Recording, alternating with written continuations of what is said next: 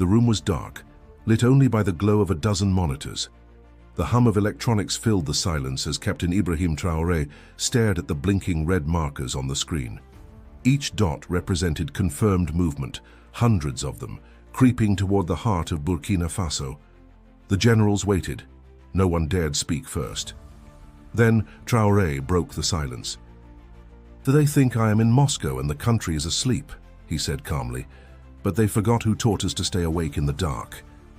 Before I take you into the truth behind this operation and why BBC Africa tried to bury it, make sure you subscribe and share this video. Africa needs your voice now more than ever. Captain Ibrahim Traoré is not a man the media tells you about honestly. To the West, he is either a mysterious leader or a military dictator. But to the people walking dusty streets in Ouagadougou or children running barefoot in villages near Djibo, he is something else. A shield, a strategist, a storm. Born in the northern Sahel, Traoré rose not through privilege, but through precision. Every rank he climbed came with proof: fewer attacks, smarter responses, stronger unity. He didn't just build alliances, he redefined them. Under his watch, Burkina Faso began looking east, to Russia for logistics, to China for technology, and to North Korea for unmanned aerial strategy. And now that strategy was about to be tested. Over the last month, intelligence from border towns painted a disturbing picture. Satellite imagery confirmed gatherings in the forest corridors between Mali and Burkina Faso.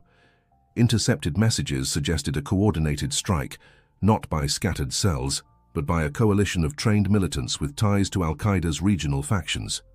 Traoré left for Russia days before the assault. Victory Day was a calculated choice, a sign of solidarity with emerging partners. But even then, his eyes stayed on home. It was while standing beside Russian defense leaders in Moscow that he received the encrypted message. Over 1,000 armed extremists were en route, aiming straight for the capital. His generals expected orders to intercept immediately. But Traoré said one word: wait. At first they were stunned. Wait. "We cannot lose civilians," he explained via secure channel. "Let them move. Let them believe they are undetected. And then we remove them, surgically." Burkina Faso's new doctrine wasn't about brute strength. It was about controlled force, minimal exposure, maximum precision. And the key?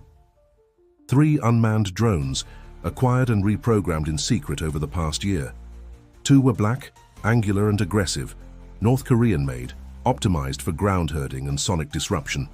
The third was white, almost ghost-like, Chinese-designed, built for altitude, silence and pinpoint targeting. The team in the war room called them the triplets. Now, as enemy forces crossed into civilian terrain, the triplets were armed and waiting. Traoré had logged into the operation feed from a secure terminal beneath the Russian embassy. He watched in real time as each drone took flight, cutting across the sky like blades of light. Villagers, sensing danger, had been quietly relocated days earlier. No alerts had been issued, no sirens. This would be clean. On the ground, shadows moved between trees. Militants shouted orders. Bikes roared through the dust. It was chaos, but organized. And still, Traoré waited. "Now," he whispered, as 2 of the black drones dipped low over the treetops. The operation had begun. The 2 black drones moved like predators in formation, sweeping low above the tree line, their motors humming like distant thunder. They didn't fire. Not yet. Their mission was psychological first, to disorient, to push, to herd. Below, the fighters sensed movement overhead and panicked. These weren't old surveillance drones they could ignore. The sound they made was sharp, like slicing air.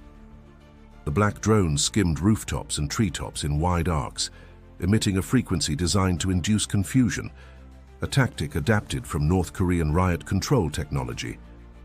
Villagers hiding behind reinforced shelters had been warned days prior. The elders had spoken quietly to them. "When you hear the black wings, stay still. Trust the sky." As the drones circled tighter, the insurgents began to scatter, but not randomly. Unknowingly, they followed the path created by the drones, pushed away from villages and deeper into a dry forest basin just east of the Compiègne River. This was part of the plan. Far above them, almost invisible against the morning light, hovered the white drone. It was silent, distant, patient. Unlike the black drones, it had no need to engage in fear. Its purpose was final. Traoré watched from his command station in Moscow as red heat signatures on the screen clustered into a perfect pattern. "Almost," he murmured. One of the generals beside him, a liaison from the Russian military, leaned in. "You are sure no civilians are in that zone?" Traoré turned to him. "I gave my word." The pattern was complete. The insurgents had been funneled into the forest, cut off from exit, surrounded by surveillance. Every escape route was blocked by geography and drone coverage. "Release the white one," Traoré ordered. The moment was surgical. The white drone descended from the sky like a blade through silk. Its cameras tracked everything: heat, movement, weapon signatures. It knew who was armed, who was hiding, who was faking surrender. Its algorithm, developed in partnership with Chinese engineers, could distinguish between a rifle slung on the back and one carried to fire. Then came the strikes, not a barrage, but a sequence of precisely timed bursts. Short, focused, deadly. Ground trembled. From the forest, bursts of fire and screams broke the stillness. Some militants tried to run. A few jumped on motorcycles. One truck started down a dirt trail, trying to escape through a rarely used hunting path. That truck was part of the plan too. Traoré had instructed his team to leave one exit open, not for mercy but for confirmation. If the truck moved, the remaining fighters would flee toward it, exposing themselves. And they did. The white drone followed the truck from above, its systems locked on. But it didn't strike right away. Instead, it waited until the last rider had mounted, until the weight of the survivors was visible. Then a single shot, not at the driver, not at the fuel tank, at the bonnet. The engine exploded, the truck stalled, flames engulfing the front. Fighters leapt from the back, crawling, limping, some on fire. One, disoriented and bloody, tried to run. The drone fired again, not to kill, but to maim. His legs snapped beneath him. The others surrendered. In less than 60 minutes, over 1,000 militants had been neutralized. No soldiers had been deployed, no civilians harmed. It was a military miracle, but it was not met with celebration. Traoré stood from his command seat as the final feed ended. "We stopped a massacre, and now they will accuse us of one." He was right. News of the operation spread fast, but not from official channels. It began with phone footage, shaky clips of drones in the sky, distant explosions lighting up the forest, the eerie silence that followed. Then came the testimonies, whispered accounts from villagers, militia fighters, and stunned local officials. One woman, her voice trembling, told a local journalist, "They came from the sky, but they didn't bring fear. They brought silence, peace. We are alive because of them." For a moment, Burkina Faso breathed, and then the storm. Just 24 hours later, BBC Africa released its headline, "Burkina Faso government accused of civilian massacre after drone strike." The article cited unnamed sources and local reports, claiming that over 100 civilians had died in the operation. Across social media, the reaction was electric. Hashtags flared. Accusations piled up. Western commentators, many of whom had never set foot in West Africa, began demanding international investigations. Traoré's name was suddenly trending, not as a hero, but as a butcher. Inside the presidential compound, Traoré watched the coverage with a still face. "They didn't even wait for evidence," said his aide, Lieutenant Dabiré, scanning the BBC article. "They call the fighters civilians. They call silence complicity. They call African power illegitimate," Traoré replied. "This was never about truth." Back in the villages near the forest, the truth looked very different. The operation site had been thoroughly swept by local military and independent observers. There were no bodies of women or children, no signs of civilian dwellings. Every recovered corpse carried weapons, tactical gear, or coded messages linking them to known jihadist groups. Even still, The West's narrative had already taken hold, and it was more than just a media attack. It was strategic. In Washington, analysts speculated whether Burkina Faso's growing ties with Eastern powers had pushed it into a geopolitical red zone. French broadcasters echoed BBC claims. A UN official hinted at possible sanctions. "This isn't justice," said Professor Adama Kone, a political analyst based in Dakar. "This is narrative warfare." The battlefield has moved from the forest to the headlines. Traoré knew this too well. The fight was never just physical, it was ideological, about who gets to define truth. In response, the Burkina Faso government released classified footage from the operation. Drone feeds, heat maps, even satellite images proving the absence of civilians. But the damage had been done. "This isn't just about us," Traoré said during an emergency address to the nation. "This is about every African nation that dares to defend itself without asking permission." He didn't raise his voice. He didn't need to. "You have seen the footage. You have seen the lies. Now you must ask yourselves, who benefits from our failure? Who gains when our victories are silenced?" The people heard him loudly. Hashtags flipped. African youth across the continent began pushing back against BBC Africa. "We are not your narrative," read one viral tweet. "Let Traoré speak." Soon, interviews with local eyewitnesses flooded alternative media platforms. Independent reporters from Nigeria, Ghana, and South Africa traveled to the operation zone. What they found matched the government's version: no civilian casualties, overwhelming evidence of terrorist infrastructure. And yet, the criticism from the West continued. Louder, more coordinated. To many Africans, it was a chilling déjà vu. "We've seen this play before," said one protester in Ouagadougou. "A strong African leader says no to Western control, and suddenly he's the villain." But Traoré didn't flinch. "Let them call me names," he told his staff. "I'm not here for approval. I'm here to make sure our children see tomorrow." As the dust from the battlefield settled, a different kind of battle erupted. One fought not with drones or bullets, but with headlines, tweets, and carefully crafted reports. BBC Africa doubled down. Their editorial board released a follow-up segment featuring somber music and grainy images, none of which came from the actual site of the operation. Eyewitness accounts were read aloud, their sources unverified. The implication was clear: Traoré's government had crossed a line. But in Ouagadougou and far beyond, the backlash was already underway. "You don't get to rewrite our story anymore," declared Rokia Sano, a youth activist from Bobo Dioulasso. Her TikTok post dissecting the BBC's claims garnered over 2 million views in 3 days. "You ignore our deaths for years, then accuse us of war crimes when we fight back." Across Africa, a chorus of voices rose in defiance. In Lagos, students protested outside the British High Commission. In Accra, journalists held a live panel titled, "When Media Becomes Weapon, the Battle for African Truth." The phrase media colonialism began trending, and at the center of it all stood Traoré, silent, composed, and unyielding. Meanwhile, local news in Burkina Faso aired raw footage from the drone command center. A former rebel commander, now allied with the government, gave a rare interview. "I know those men we eliminated. They were my enemies too. I lost brothers to them. BBC can lie, but the ground knows the truth." Still, the West's posture hardened.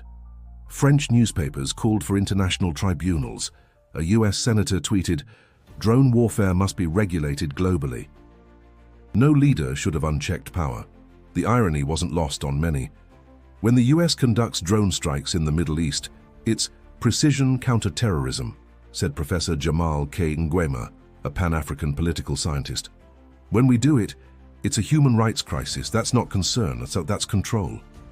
Behind closed doors, Western diplomats scrambled. Burkina Faso's growing military ties with Russia and China were triggering alarms. Just weeks earlier, Traoré had secured a joint logistics deal with Moscow and a surveillance partnership with Beijing. The drone operation, flawless in execution, proved those alliances worked. That's what frightened them. They don't fear the drones, Traoré said in a closed briefing. They fear that we no longer need their weapons to defend ourselves. The narrative war escalated further when Burkina Faso's communications minister revealed a bombshell. Metadata traced from the original civilian casualty photos published by BBC pointed to an old conflict in Chad. Recycled images. The press conference was streamed live.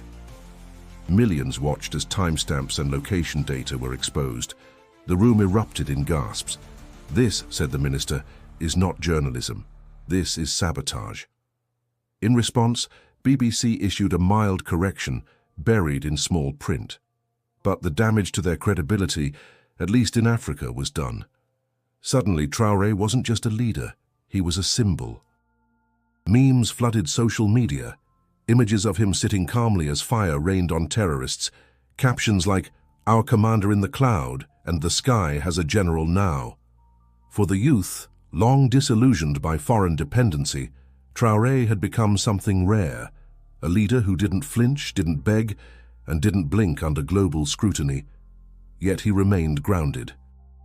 In his next national address, he spoke not of victory but of vigilance.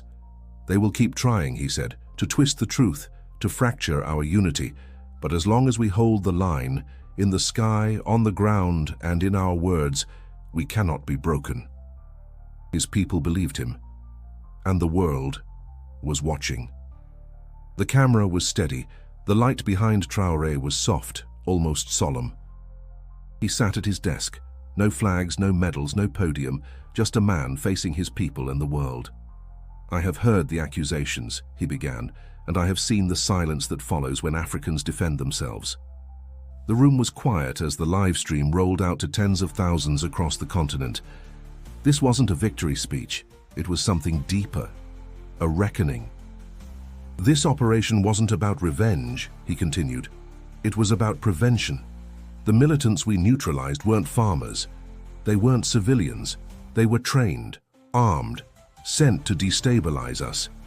And we responded precisely, decisively, and with full awareness of the stakes." He paused, then leaned forward slightly. "We used 3 drones, not tanks, not battalions. We used intelligence. Planning, restraint, we protected lives. And yet we are told we've committed a crime. A beat. What crime is it to survive?"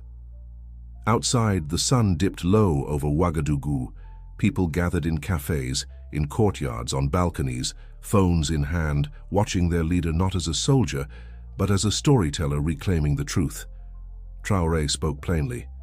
"They will call this a power grab. They will say I suppress the press. But look around. You have more voices now than ever before, and those voices must not be silenced, not by outsiders, not by fear, not by manipulation." He stood now, lifting a small folder. "This is the final report from the operation, with signatures from independent observers, military advisors, and village elders. No civilians were killed. All targets were confirmed, all protocols were followed." He laid the file on the table like a gavel. "I am not asking the world to praise us. I am asking the world to stop pretending we need permission to exist." The words hit like thunder, and then came something no one expected, a story. Traoré told of a mother in the town of Majuari. Her village was on the route the militants planned to pass through. Her son had been taken by insurgents months earlier. She had prepared for the worst. But after the drone operation, he returned, injured, yes, but alive. One of the black drones had frightened his captors into fleeing, leaving him behind. "The sky saved my son," she had told Traoré. It was that story, more than any drone footage or intelligence document, that stayed with viewers. As the stream came to a close, Traoré looked straight into the lens. "If you believe Africa has a right to defend itself, to choose its allies, and to tell its own story, then stand with us. Not just with words, with truth, with action." Then his voice softened. "And if this truth matters to you, subscribe. Join the fight not just for Burkina Faso, but for a continent rising. And don't stop here. Watch the next video. Hear the next voice. Because Africa is telling its story now. and we won't be silenced again. The screen faded to black, and the world was still. If this story moved you, if you believe Africa has the right to defend itself, subscribe now to Pulse of Africa. Click the video on your screen to hear how Mali's revolution is rewriting colonial power dynamics in real time. Your voice, your truth, our future.